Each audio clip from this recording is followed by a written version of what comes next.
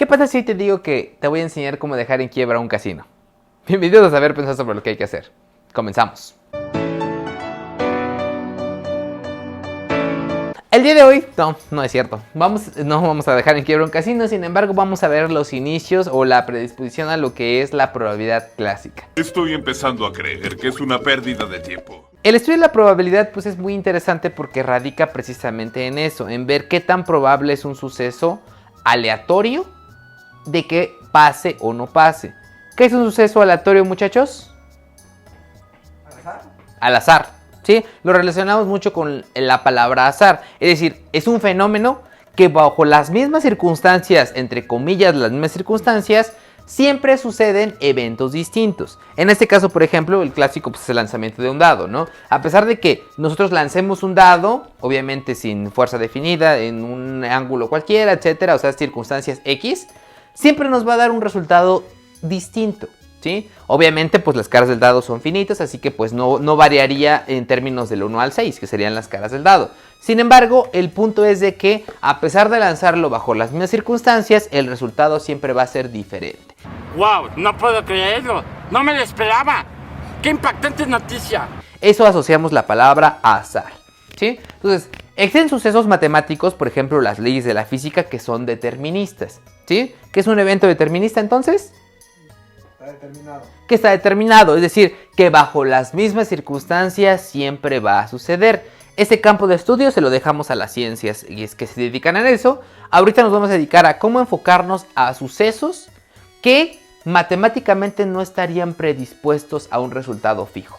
A eso lo llamaremos como el estudio de la probabilidad. Y su estudio trasciende. Sin embargo, vamos a verlo desde el punto de vista más elemental, que se le conoce como probabilidad clásica. Entonces, la probabilidad en sí pues va a estar íntimamente ligada, curiosamente, pues eso, a los juegos de azar, ¿sí? ¿Por qué? Porque los juegos de azar... No, oiga, profe, los juegos de azar son como los juegos del hambre.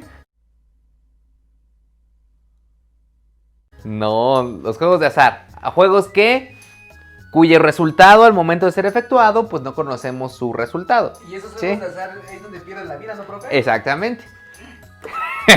Como la ruleta rusa. ¿Pero qué clase de bromas son esas? Pero bueno, entonces prácticamente nosotros vamos a estudiar nuestro estudio de la probabilidad precisamente enfocado a eso, a los juegos de azar, ¿sí? Entonces, juegos de azar sencillos, evidentemente, porque ustedes saben que los juegos de casino pues involucrarían un poquito más allá. Y eso nos va a dar un partaguas para poder aplicar la probabilidad, pues evidentemente en otros contextos, ¿sí? Entonces, vamos a ver. Entonces, vamos a empezar a hacer un análisis muy sencillo. Aquí tengo una ruleta clásica. Ahí está, esta es una ruleta que ni siquiera es aplicable, pero bueno. Entonces quiero que la vean. Aquí está. ¿Sí se ve? Oh, sí. Ahí está. Entonces, así, por probabilidad visual, vamos a ponerlo así. ¿Cuál es el color que tiene más probabilidad de salir? Lo mismo. ¿Todos son iguales? ¿Sí? No. Él dice que iguales, ¿tú?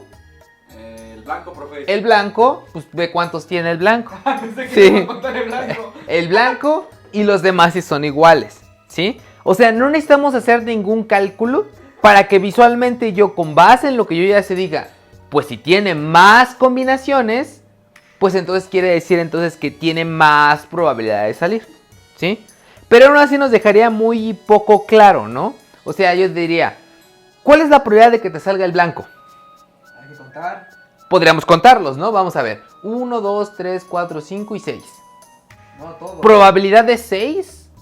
No, Entonces, contamos todos. contamos todos. A ver, ¿cuántos son? 1, 2, 3, 4, 5, 6, 7, 8, 9, 10, 11 y 12. 6 de 12. Tiene una probabilidad de 6 de 12. Él porque ya conoce este estado de la probabilidad, ¿no? Hice casi todo tu trabajo, ¿eh? ¿Y así me lo agradeces? Pero 6 de 12. ¿Eso ya me dice la probabilidad como tal? Pues me da un referente, ¿no? 6 de 12.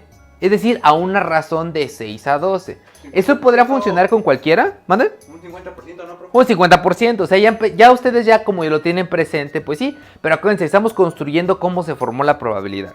Entonces, ladito. ¿Qué pasa con el dado, no? Decimos, a ver, quiero la probabilidad de que salga el 1.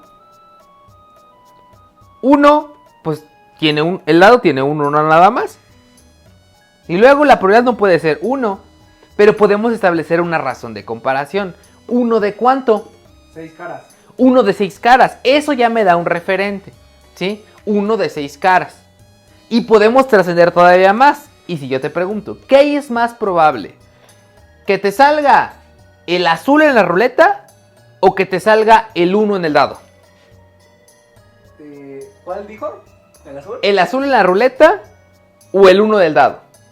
Y tiene la misma. Dice el que tiene la misma. ¿Cómo lo supo? O sea, ese es el punto, ¿no? La probabilidad tendría que darnos un referente general y no un referente por juego, ¿sí? Por ejemplo, el juego de baraja, ¿no? Un juego clásico que nos jugamos con nuestros tíos los sábados, ¿no? Entonces, ¿qué pasa si en una baraja convencional yo quiero extraer una carta? Por ejemplo, en este caso yo voy a extraer un 10, ¿no? Un 10 de... ¿cómo se llama? De diamante, ¿sí? Entonces, ¿cuál es la probabilidad de que si yo barajeo estas cartas... Órale, este carnal sí me comprende. la primera carta que salga sea un 10 de diamante?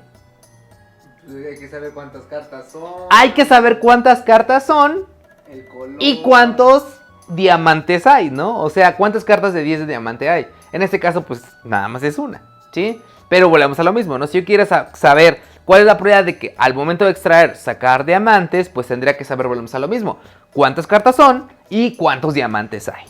Así que estamos notando un patrón. En todos los juegos de azar va a existir una correlación. ¿Entre quién? Entre los elementos que cumplen la condición que le estoy pidiendo y la cantidad de elementos que son, ¿sí? Y encontrando esta correlación me doy cuenta que tiene que ser forzosamente a una razón. ¿Por qué a una razón? Porque si yo te digo lo siguiente, ¿cuál es la probabilidad de que al momento de lanzar un dado convencional, como el que utilizamos en los juegos de azar, me salga un número que sea menor que 6? Todo. Pues No. todos, sí, ¿cómo no? No es cierto, el 6. Perdón, menor que 6, menor que 7, perdón. Pues. Ahora sí todos, ¿no? Sí. 100%. Es decir, todas las combinaciones, los resultados, perdón, que te salgan aquí, tienen que ver con la condición que le estoy dando. Es decir, todos los resultados, el 1, 2, 3, 4, 5 y 6, cumplen que todos son menores que 7. Entonces, eso quiere decir que no podríamos pasarnos de ahí, ¿sí? Porque muchas veces van a escuchar esto. 200% de probabilidad. ¿Qué significa eso? Ya te excediste. O sea, que ya te excediste de lo inexcedible. O sea, realmente hay que analizar bien las frases que utilizamos, ¿no? Porque a veces para tratar de hacer más énfasis en algo, recaemos en un concepto matemático que caería en el error. Entonces, ¿Sí? profe, Dime. entonces en la de los Avengers, cuando dice que tiene 400% de energía Iron Man, ¿está un error? No entiendo. Yo sí. Es que sí entendí la referencia. Ah, no. ¿Eres listo? No. Eso no es probabilidad. Que quede claro, el porcentaje es una aplicación que se le va a dar a la probabilidad, ¿sí? Entonces vamos a formar nuestra fórmula para que ya quede todo esto ya conciso. Y bueno, ya pensándolo bien en la pregunta que acabo de hacer, pues no, evidentemente si tenía el 400% de, ¿qué? De capacidad, pues entonces ese 400% es el 100%. Entonces, en realidad esa capacidad de energía que tenía sobrepasaba su 100% aparente. Entonces, no estaba en un error ese muchacho. ¿Quién nos diría? Pero bueno, entonces, vamos a diferenciar la nueva terminología. Voy a utilizar letras mayúsculas para diferenciar eventos aleatorios. Matemáticamente eso va a ser muy importante. Y decimos, A va a ser un evento aleatorio cualquiera en un experimento bien definido. ¿Qué es un experimento? Pues un juego aleatorio, si lo queremos ver desde este punto de vista.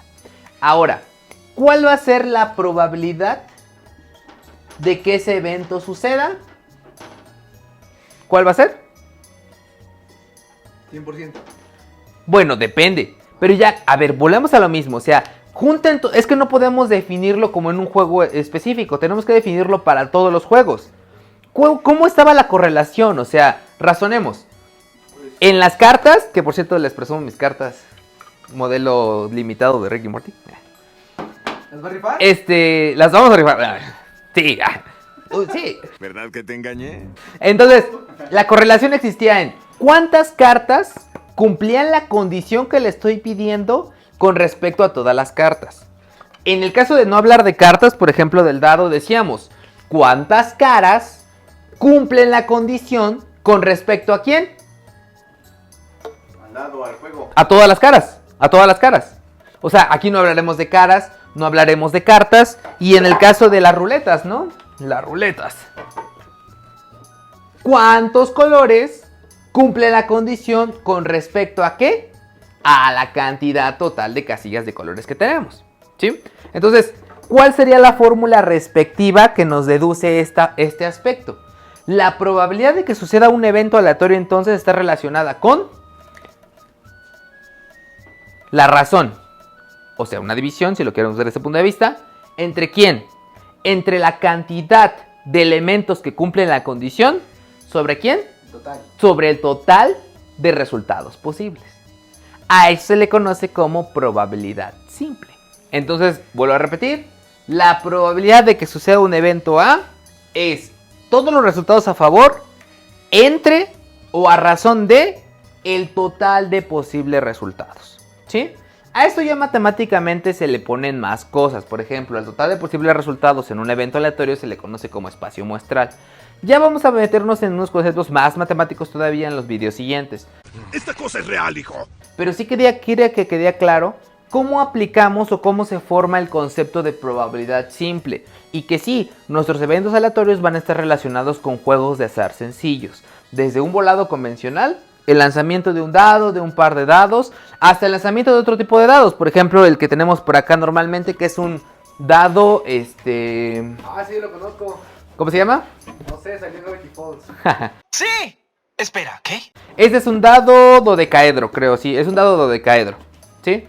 Acuérdense que existen 5 tipos de dados como tal, si lo quisiéramos ver desde ese punto de vista, obviamente donde todas las caras tienen la misma probabilidad de jugar. ¿Dado de caras infinitas, profe? No entiendo. Yo sí. Es que sí entendí la referencia. No, ese no existe, pero que quede claro, este no es el único dado que existe, ¿sí? Este es un dado hexaedro. ¿Por qué es un dado hexaedro? ¿Por qué? Tiene 6 caras. Este que ya les menciono, este es un dado dodecaedro porque tiene 12 caras. Y a diferencia del dado hexaedro, pues ese tiene sus caras en forma de pentágonos. Sin embargo, ¿por qué son dados especiales? Porque cada uno tiene la misma probabilidad de suceder. Ya obviamente si nos metemos a otras figuras, otros cuerpos geométricos, pues varía, ¿no? Ahí ya podemos meternos en otros aspectos. Pero bueno, mientras aquí tenemos otro tipo de dado. ¿Cómo se llamaría? Dado rombo. ¿Tiene 8 caras? Diamante. Octaedro, el dado diamante, el dado octaedro, ¿sí? Pero bueno, no nos vamos a meter en esos jueguitos, porque no nos corresponde todavía, pero mientras sí quiero que quede claro. ¿Cómo se aplica esto? Pues lo vamos a ver en videos siguientes. Lo vamos a delimitar a juegos de azar, a juegos un poquito más complejos y sobre todo que quede claro. La fórmula aparentemente es la cosa más sencilla del mundo, ver cuántos cumplen y dividirlos sobre el total de elementos que tenemos. Sencillito, ¿no? Sin embargo, ¿cómo aplicarla cuando la combinación no es tan fácil de obtener? ¿Sí? Es decir, combinaciones que requieren contar cantidades que sean muy muy grandes. Y ya nos meteríamos en el campo de la combinatoria, ¿sí? O identificar todos los posibles resultados cuando no son tan claros, ¿sí? De hecho, ese ejemplo lo vamos a resolver en el siguiente video. Por ejemplo, en un par de dados, ¿cuántas combinaciones se forman al momento de lanzar los dos? Ay, híjole, profe. 20 y tantas, ¿no? 20 y tantas, 30 y tantas, o 10 y tantas. Y lo más importante, ¿no? ¿Cuál es el número? El número mayor que puedo formar es 12, ¿no? Pero a su vez digo, no son 12 las combinaciones, son más. Entonces, el identificar los resultados a favor y el identificar los posibles resultados recae el estudio de la probabilidad que va a surgir a partir de ahora, ¿sí? Entonces, si quieres saber cómo aplicar la fórmula de probabilidad clásica y algunos aspectos ya aplicados, pues continúo con nosotros, ¿sí? No me queda más que... profe, ¿Qué pasó? mi papá se endeudó mucho en el casino por no saber este tema. Mira, qué bueno, usted ya no va a recaer en eso, ¿sí? Usted ya va a salir ahí millonario. Oiga, Lo más importante. No, profe, nos dejó en bancarrota. Tengo hambre. ¿No tendrá algo que le sobre de comer? Sus necesidades no son problema mío. No queda más que despedirme. No olviden suscribirse, compartir, darle like y comentar. Y ya saben, recuerden que para empezar el inicio de la probabilidad clásica basta con saber pensar sobre lo que hay que hacer. Nos vemos. ¡Ay, pobrecito!